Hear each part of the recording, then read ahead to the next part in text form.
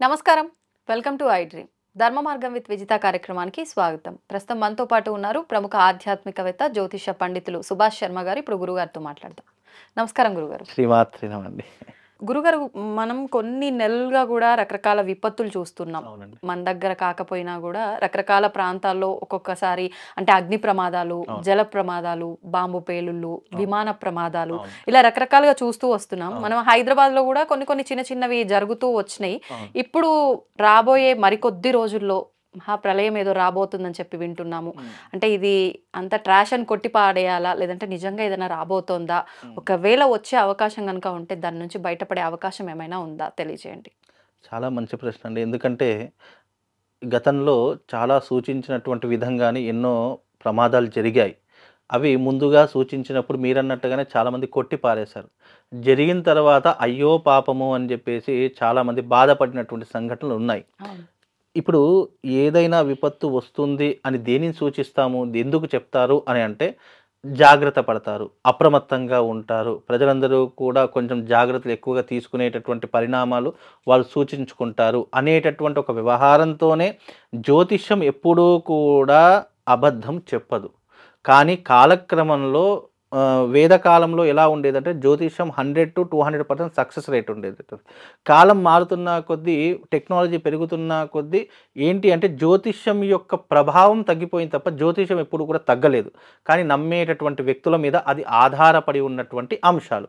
ఎందుకంటే జ్యోతిష్యము, భగవంతుడు, కాలము ఇవన్నీ కూడా నమ్మకం మీద ఆధారపడి ఉన్నటువంటి అంశాలు అని అందరూ గుర్తుంచుకోవాలి. జ్యోతిష్యం ఏది చెప్పినా కూడా అది రాబోయేటటువంటి భూత భవిష్యత్ వర్తమానాలను ఆధారంగా చేసుకొని చెప్పేటటువంటిది జ్యోతిషం. ఇప్పుడు విపత్తులు వస్తున్నాయి అని రాకముందే చెప్పారు అని అంటే జ్యోతిష్యంతో ఎంత పరిజ్ఞానం ఉంటే చెప్పేటటువంటి దాఖలాలు ఉంటాయి చెప్పండి.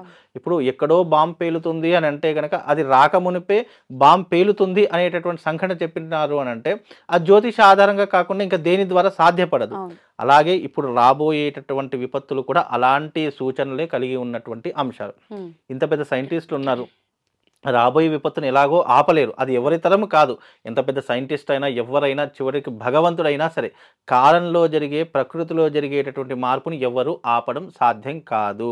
అంతెందుకండి, మనము ద్వాపర యుగం చూసుకుంటే యుగాంతం ముగిసిపోయి కలియుగంలోకి అడుగు పెట్టాము. శ్రీకృష్ణుడు అంతటి వాడే అంత పెద్ద జలప్రళయాన్ని ఆపలేనటువంటి సంఘటన.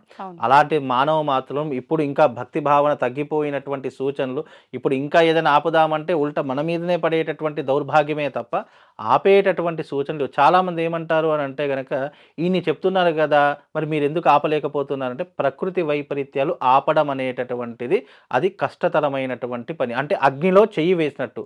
ఇది అగ్ని కదా, ఇతడు బ్రాహ్మడు కదా అని కాలకుండా ఉండదు. అగ్ని ఎవరికైనా సమానమే.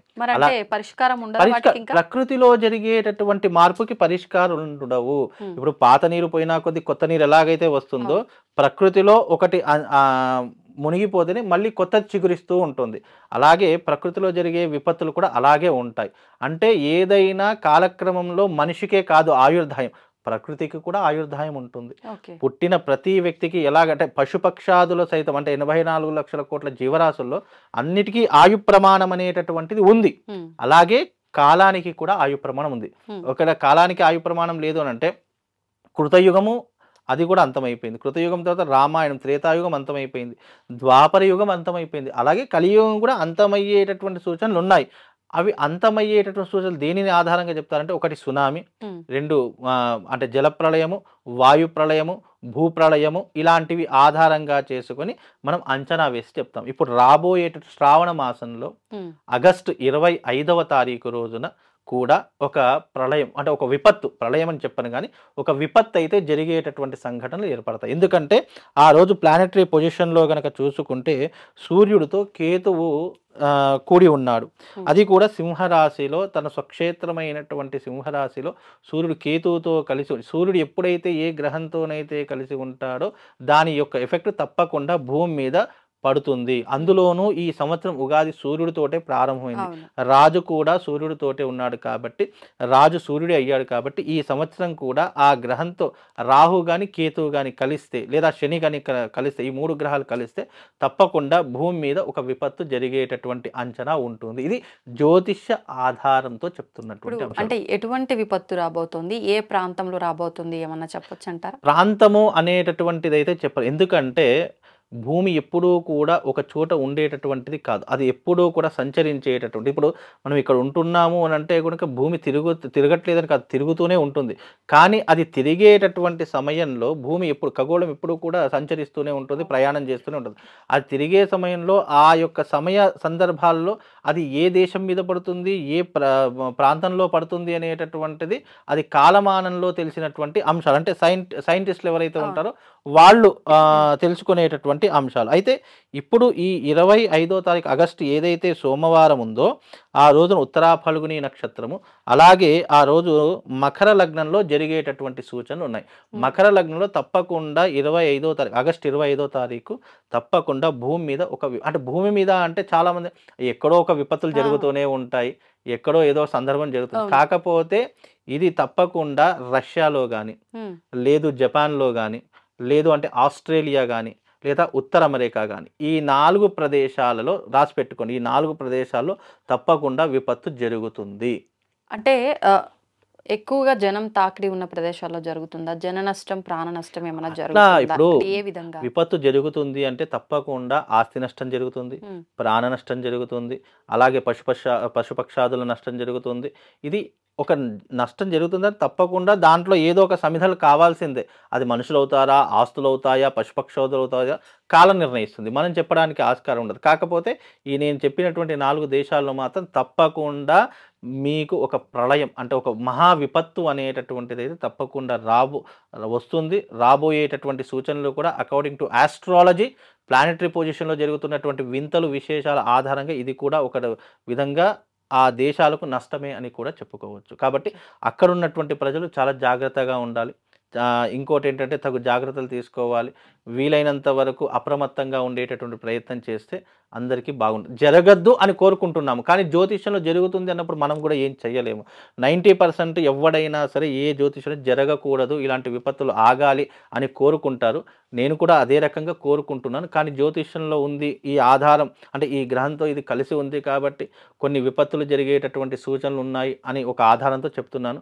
కాకపోతే భగవంతుడి యొక్క అనుగ్రహంతో ఎవరికి ఏ నష్టం జరగకూడదు, ఇలాంటి ప్రళయాలు ఆగిపోవాలి, విపత్తులు ఆగిపోవాలని మనసుని భగవంతుని కోరుకోవడం తప్ప మనం చేయాల్సింది ఏమీ ఉండదమ్మా. కానీ గురుగారు ఏదైనా అంటే మన సనాతన ధర్మంలో సమస్య ఉంది అంటే దానికి పరిష్కారం ఖచ్చితంగా ఉంటుంది అని అంటుంటారు కదా. మరి ఇటువంటి వాటికి ఖచ్చితంగా పరిష్కారం ఉండదు అని అంటారా? ఉండదు. అంటే పూర్వకాలంలో ఒక దేశం కానీ, ఒక రాష్ట్రం కానీ రాజులు పరిపాలించేటటువంటి వారు. ఏ విపత్తు వచ్చినా రాజు ఒక తండ్రిలాగా ఉండి దేశాన్ని సంరక్షించేటటువంటి నాయకత్వ లక్షణాలు ఉన్నాయి. ఇప్పుడు నాయకత్వ లక్షణాలు ఎక్కడున్నాయి? పక్కోడు ఎలాగైనా నాశనం కానీ నాకేం చేసింది, నా ఇల్లు బాగుందా లేదా అని ఆలోచించేటటువంటి మైండ్ సెట్ మారిపోయినప్పుడు వాడికి ఏం పని చెప్పండి. వాడి దాకా అంటే తన దాకా వచ్చేసరికి కష్టం విలువ తెలియదు అన్నట్టుగా తన దాకా వస్తే ఏదైనా చేస్తుండొచ్చేమో, ఎక్కడో ఏదో జరిగిందని చెప్పి మనం ఎందుకు భయపడతాం? ఇప్పుడు అంతెందుకండి, హైదరాబాద్ పట్టణంలో ఎక్కడో చార్మినార్ దగ్గర ఒక బాంబు పేలింది అని చెప్పేసి అక్కడ ఉన్న వాళ్ళు బాధపడ్డాడు తప్ప పక్కన ఉన్నాడు అబ్బా మన దగ్గర రాలేదని చెప్పేసి సంతోషపడతాడు. అలాంటి దౌర్భాగ్యంలో మనం ఉన్నాం కాబట్టి అది ఎక్కడో జరుగుతుంది. ఇప్పుడు ఉన్నటువంటి ఇది కలియుగము. పక్కనున్నవాడు ఏదైనా కానివ్వండి, మనం మాత్రం బాగుండాలి అనుకునేటటువంటి సమాజంలో బతుకుతున్నాం కాబట్టి ఎక్కడో ఏదో దేశంలో అయితే మనకేం చేసేదిలే అని చెప్పేసి హాయిగా దుప్పటి కప్పుకొని పడుకునేటటువంటి జనాలే ఉన్నారు తప్ప అయ్యో ఇలా అయిపోతుంది ఏదో ఒక జాగ్రత్త తీసుకోవాలని ఎవరికీ కూడా లేదు. కాబట్టి దీనికి ప్రకృతిలో జరిగే వైపరీత్యం ఇప్పుడు మనకి ఇది నీ ఇంట్లో ఇది జరుగుతుంది అంటే నీ ఇంటి దాకా రాకుండా మనం ఏదైనా చేయొచ్చు. దేశానికే జరుగుతుంది అన్నప్పుడు మనం ఏం చేయగలుగుతాము? అంటే కలియుగంలో నామస్మరణతోటి ఎన్నెన్నో ఫలితాలు ఉంటాయంటారు కదా. ఎవరికి వాళ్ళు ఇప్పుడు ఎట్లాగూ మీరు ప్రాంతాల పేర్లు కూడా చెప్పారు కాబట్టి అక్కడున్న వాళ్ళు ఏదైనా దైవ నామస్మరణ కానివ్వండి, ఏమన్నా యాగాలు ఇలాంటివి చేసుకుంటే కొంత అంటే ఈ యజ్ఞ యాగాదుల ద్వారా ఒక ప్రకృతి వైపరీత్యాలను ఆపేటటువంటి శక్తి మంత్రానికి, యజ్ఞానికి ఉంది. అందుకే పూర్వకాలంలో యజ్ఞయాగాదులు చేసి వర్షాలు కురిపించేటటువంటి వారు, యజ్ఞయాగాదులు చేసి సంతానాన్ని పొందేటటువంటి వాళ్ళు, యజ్ఞయాగాదులు చేసి రాజ్యాల్ని గెలుచుకునేటటువంటి దాఖలాలు ఎలాగైతే ఉన్నాయో, అలాగే ఆయా దేశాల్లో యజ్ఞయాగాదుల ప్రభావం వల్ల కూడా అది కూడా పుణ్యభూమిగా మరి రాబోయే విపత్తులు కూడా ఆగేటటువంటి అవకాశం ఉండొచ్చు. అది వారి వారి యొక్క ఆలోచనను బట్టి ఉంటుంది. ఇప్పుడు మనం భరత భూమి అనేటటువంటి వేదానికి అలాగే శాస్త్రానికి పెట్టినటువంటిది మన వేదభూమి. కానీ అవన్నీ కూడా భోగభూములు, అంటే భోగాన్ని అనుభవించేటటువంటి భూములు. అందుకే మీరు ఎప్పుడైనా గమనించండి, భారతదేశానికి విపత్తులు చాలా తక్కువ వస్తాయి, ఇతర దేశాల్లోనే ఎక్కువగా వస్తాయి. ఎందుకు అంటే అవి భోగ భూములు కాబట్టి, మనది కర్మభూమి, వేదభూమి కాబట్టి. అందుకే మన దగ్గర వచ్చినా కూడా తొందరగా మనం రికవరీ కాగలుగుతాం. కానీ కొన్ని కొన్ని దేశాల్లో ఏదైనా విపత్తు వచ్చిందంటే రికవరీ కావడం చాలా కష్టం. అలాగే జపాన్లో కూడా 1920 ప్రదేశంలో ఒక పెద్ద భూకంపం లాంటిది వచ్చింది. అలాంటప్పుడు అది కోలుకోవడానికి దాదాపుగా వాళ్లకు నాకు తెలిసి ఒక 70 సంవత్సరాలు అయింది.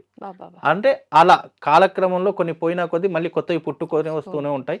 ఇది కూడా కాలక్రమంలో జరిగేటటువంటి ఒక ఖగోళంలో జరిగేటటువంటి ఒక ప్లానెటరీ పొజిషన్ ద్వారా ఆయా దేశాల్లో ఇలాంటి వైపరీత్యాలు వస్తాయి. కాబట్టి అక్కడున్న వాళ్ళు దైవనామస్మరణ చేసుకోవడం చాలా మంచిది. మీరు అన్నట్టుగా యజ్ఞయాగాదులు చేయడం చాలా విశేషం.